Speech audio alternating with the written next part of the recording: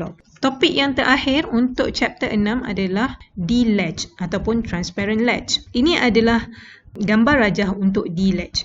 Anda tak perlu menghafal gambar rajah ni, cuma anda perlu hafal truth table untuk D-latch. Dan ini adalah block diagram untuk D-latch. Jadi dia tiada clock. Mungkin untuk D-latch dia tiada clock, tapi dia ada enable. Enable ni macam switch lah, dia on ataupun off.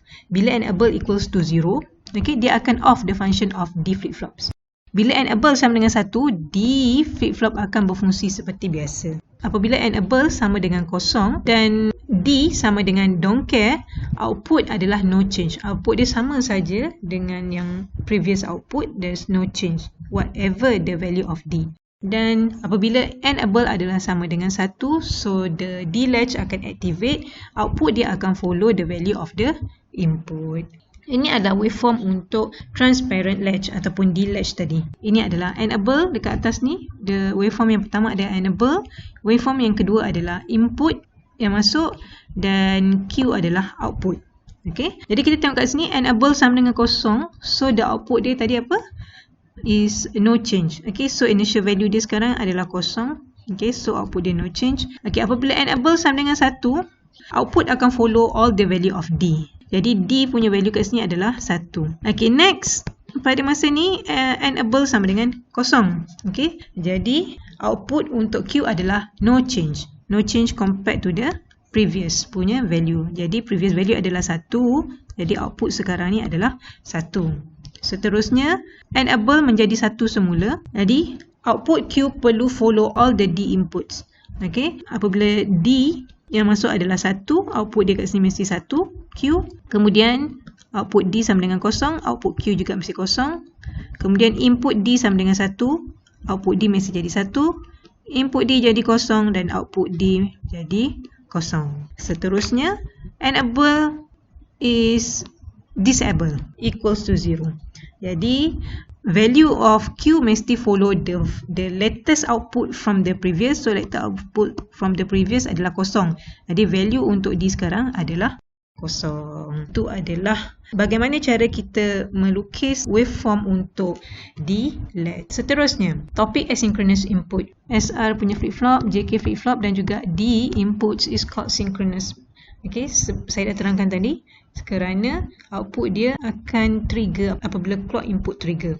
Okay, asynchronous inputs operate dependently of the synchronous inputs and clock can be used to set the flip-flop to 1 or 0 state at any time. Okay, ini kita ada special JK flip-flop. Dia berfungsi ada input tambahan iaitu preset dan juga clear. Jadi flip-flop yang seperti ini kita panggil sebagai asynchronous flip-flops. Okay, contohnya adalah JK flip-flop with asynchronous input. Ini adalah truth table untuk IC ini.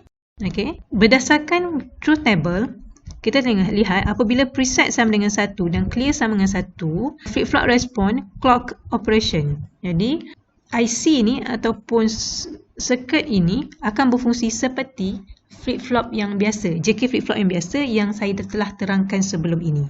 Apabila kita nak this synchronous flip-flop berfungsi seperti JK flip-flop yang biasa, awak mesti bagi input 1 pada preset dan input 1 pada clear. Maksudnya, the flip-flop akan beroperasi seperti biasa. Seterusnya, apabila input 01, Q equals to 1, regardless of clock. Okay, regardless of clock. Tak kisah clock tu apa. Once the input is 01, output Q is fixed sama dengan 1.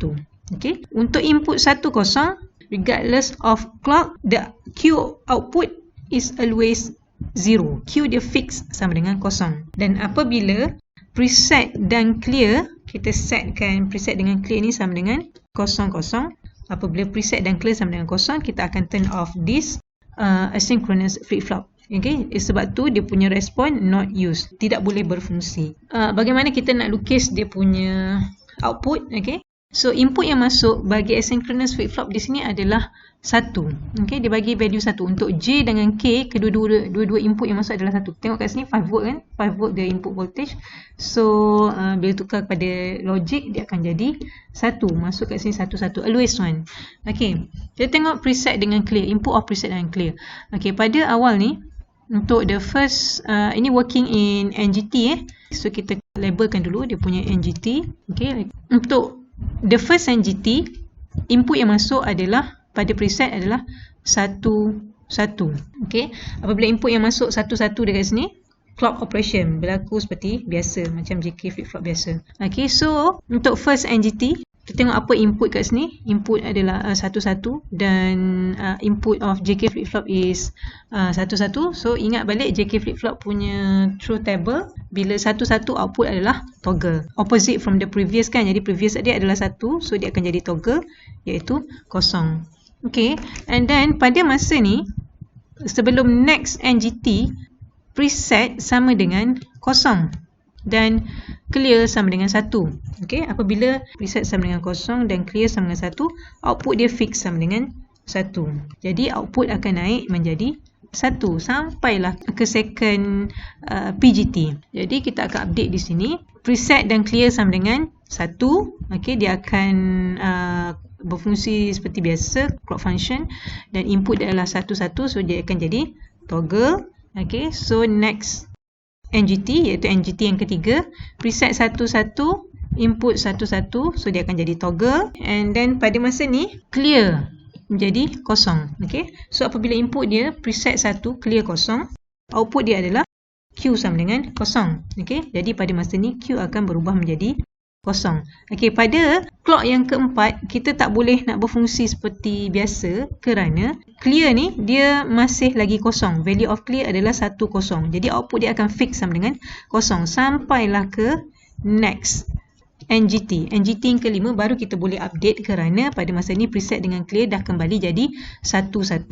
Jadi input adalah input JK flip-flop adalah 1 1. So output bagi Q pada clock yang kelima adalah toggle. Jadi itu adalah bagaimana kita melukis output waveform untuk asynchronous JK flip-flop. Jadi itu saja untuk chapter 6. Kita telah habis semua topik dan jumpa lagi pada chapter yang seterusnya. Sekian, terima kasih dan Assalamualaikum.